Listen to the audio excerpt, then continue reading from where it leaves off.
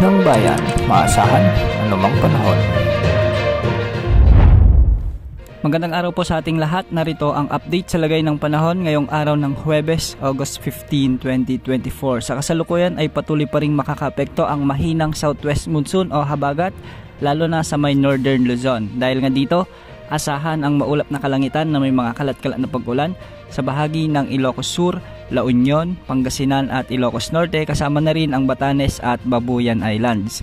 Ang mga lugar na ito ay posibleng makaranas ng mga biglaang pagbaha at pagguho ng lupa, lalo na kung minsan ay may mga katamtaman hanggang sa malalakas na pagbuhos ng mga ulan.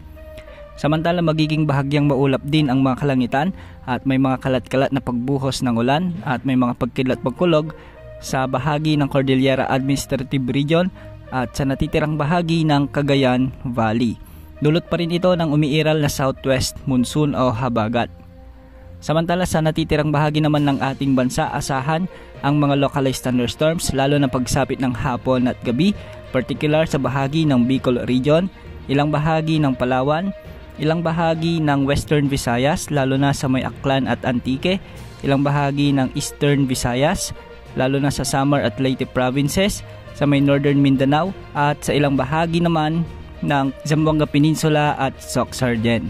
Posible pa rin ang mga flash floods at landslides lalo na kung may mga severe thunderstorms. Samantala, patuloy pa rin minomonitor ng Pag-asa ang bagyong Ampil o severe tropical Ampil na nasa east-northeast ng extreme northern Luzon. Posible na itong maglandfall o kaya dumaplis sa bahagi ng Japan. Taglay nito ang lakas ng hangin na maabot sa 110 km malapit sa gitna at pagbugsong maabot naman sa 135 km per hour.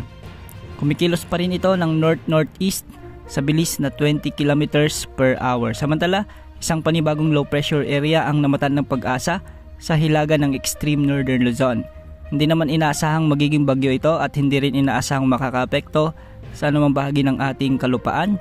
At sa mga susunod na araw ay posible rin itong malusaw. Yan ang update sa lagay ng panahon. Ito po ang weather update ng bayan. Maasahan anumang panahon.